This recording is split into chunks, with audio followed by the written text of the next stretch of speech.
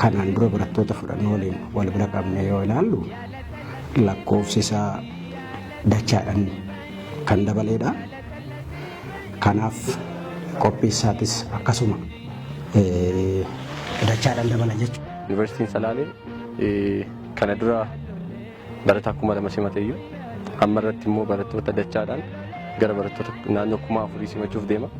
Qophiin kun kan eegalu tajaajila barattootaa, iskeejulii barattootaa, haala baruuf barsiisuu barattootaa hunda inni ilaallata.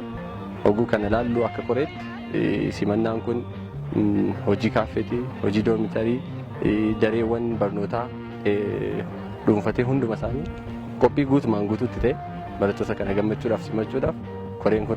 Akkuma beekamutti Salaalee Yuunivarsiitii guyyaa 8 fi 9 waamicha barattootaa irratti kan taasise. Yuunivarsiitiin keenya waan hunda xumuree jira.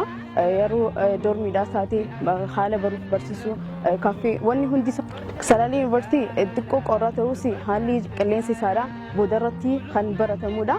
Sanarraa kan ka'e immoo ijoollee barattoota hedduu bakka gammachuudhaan isaan eeggataa jira.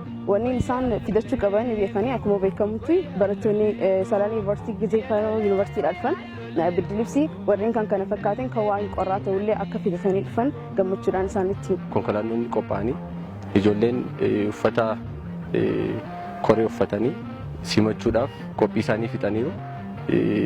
Haala gammachuudhaan isaan eegaa jiranii qophii isaanii kana barattoonni dhufan kun wantoonni adda addaa taateen adda addaa karaa wallaaluu naannoo sanii haaraa ta'uudhaan taateen adda addaa akka isaan hin mudan kallattumaan ijoolleen hogguu dhufan qaama koree kanaa argatanii konkolaataa yuunivarsiitii kanaa argatanii reejistiraar gochaatti achumatti galmaati balbaluma irratti fixaati galmeenis gaafasuma balbala irratti gochaati ID argachaati ramaddii doormii isaanii fudhatanii kallattii doormii ramadamanitti seenan koreen kun itti qophaa'ee fixee isaan eegaa jira.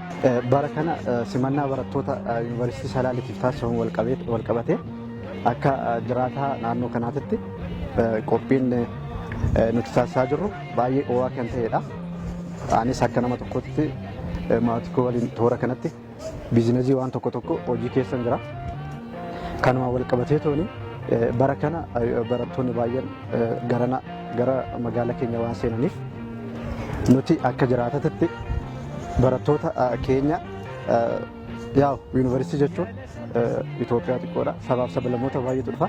Sabaaf sablammoota naannoo gara keenyatti dhufan kana biyya tokko ilaaluudhaan simannaa barattootaaf ni taasisnaafi jechuudha. Barattoonni manaa dhufanii maatirraa fagaatanii dhufan kun yuunivarsiitii kana haaraa akka hin taane orienteeshinii gahaa kan koree caasaa adda addaa irraa ramadamanii dhufan hammatee qabatee gammachuudhaan eegaa jirra jechuudha. Shakkari fannati maya awwaara miidhagooti santatin